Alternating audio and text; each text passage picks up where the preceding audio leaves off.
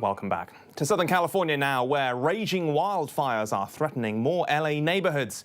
The fires have been burning since Monday and are spreading quickly. They've come close to a congested interstate highway, alarming daily commuters. Mandatory evacuations have been issued, while the famous Getty Museum was forced to close to protect its art collection from smoke damage. More than 1,000 firefighters are battling the flames, which have charred more than 100,000 acres. Calls are growing for Minnesota Senator Al Franken to step down after 7 women accused him of sexual harassment. Franken has apologized to the women, although he's disputed some of the allegations. Prominent female Democratic lawmakers, including Senators Kamala Harris and Patty Murray, released statements online to demand the former Saturday Live comedian to give up his seat. Franken's Twitter account posted that no final decision has yet been made, and the senator is still talking with his family. Well, obviously, there were new allegations today, and enough is enough. I mean, this is a conversation we've been having for a very long time, and it's a conversation that this country needs to have.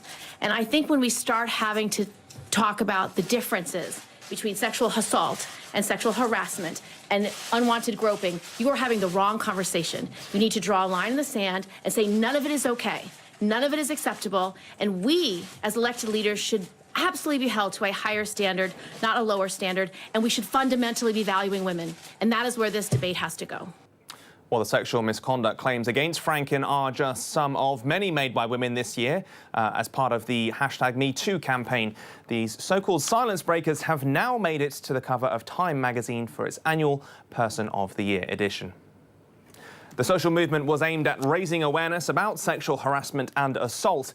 This after a wave of public allegations were made against prominent men in politics, media, and the entertainment industry. It's the silence breakers. Women and some men all around the world, thousands, millions perhaps, who've stepped out this year to say that they've had enough with sexual harassment at work, at home, and sexual assault. And we are doing this because they've changed cultural norms. This is a shift that is unprecedented in its speed. Not since the 60s have we seen cultural norms change this quickly. Well, staying in the US, hundreds have gathered outside the US Capitol to protest changes to protection policies for migrants. This after Trump announced plans to impose deadlines on recipients of the policies, meaning that some 300,000 young migrants may be kicked out of the country sooner than expected. As it stands, the Temporary Protected Status Program protects people from 9 countries living in the US. The policy shift comes after the Trump administration scrapped the Deferred Action on Childhood Arrivals program. This is a country, we're told, is about opportunities.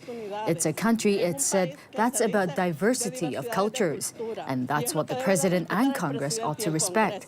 The diversity, because altogether we form a rainbow, which is what makes this country beautiful. Vladimir Putin appears all but certain to extend his reign as Russian president after he announced he would seek re-election in March. The 65-year-old Putin now seems sure to win the contest comfortably and extend his grip on power into a third decade, an era outstripped in Russia only by Joseph Stalin. Opposition leader Alexei Navalny is unlikely to be allowed to run against Putin due to what he says is a trumped-up criminal conviction. Putin regularly enjoys approval ratings of around 80% and is lauded by allies as a father-of-the-nation figure who's restored national pride, but critics accuse him of overseeing a corrupt authoritarian system. Meanwhile, Putin said that Russia wouldn't prevent its athletes from competing at the Winter Olympics in Pyeongchang next year if they wanted to. That followed calls from some Russians to boycott the Games in protest at a ban on the team from the International Olympic Committee over doping allegations. Athletes could still technically compete as neutrals, though, if they can demonstrate a doping-free background. The IOC has described Russia's conduct as an unprecedented systematic manipulation of the anti-doping system. Putin also said that Russia bore a share of the blame for the decision, but maintained his country's insistence that it is innocent. Now, in case you haven't sensed the disturbance, the Force is, of course, back. We are talking about the latest Star Wars movie now, set for release next week. It is, of course, not the only thing fans can look forward to, though, with a new trilogy of films being overseen by the writer and director of The Last Jedi. As Rollo Ross reports, though, there are whispers that a significant character has been left out. Although only a few people to date have seen Star Wars The Last Jedi, Disney are obviously impressed as they've offered its director, Rian Johnson, the chance to take on the reins of a brand new trilogy in the franchise. Good. Brother. Beautiful. Not much is known except that the new trilogy won't have anything to do with the Skywalkers. Look, when you pay $4.5 billion for a property, you have to figure out a way to get your money back. And George has created such a big, vast canvas that even though these three trilogies were, well, they were meant to be about the Skywalkers, but I think they're going to have to shake that just to broaden their scope. I'm just in the very beginning phases of coming up with it. So right now, the sky is kind of the limit. But, I mean, the appeal of it to me, you know, is to do a new story told over 3 movies, to have that kind of canvas, to be in the Star Wars world and to have the feel of a Star Wars movie. Like thinking back to as a kid what the movies made me feel.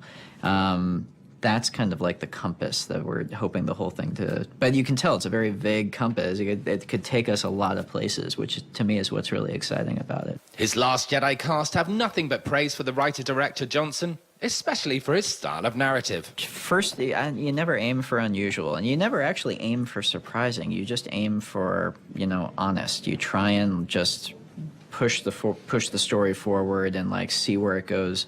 And I think you end up, if you let yourself do that, you end up going to some unexpected places. While there still remains no information about the new trilogy, the second part in the 3rd Star Wars trilogy goes on release from December the 13th. Fulfill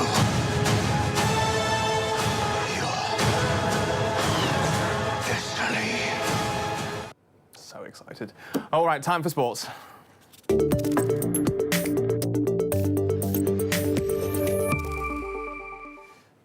Champions League action first. Liverpool advanced to the knockout rounds of the competition following a 7-0 hammering of Spartak Moscow, 7-0 at Anfield. It was the Reds' second 7-0 win in Group E following a thrashing of Maribor in Slovenia.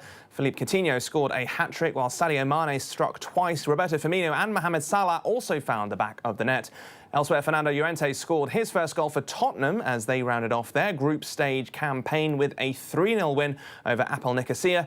Spurs finished on 16 points from 6 games. Not such a great day for Manchester City, though. A 2-1 defeat by Shakhtar Donetsk ended the Citizens' unbeaten run in all competitions this season ahead of a crunch match against rivals Manchester United this weekend.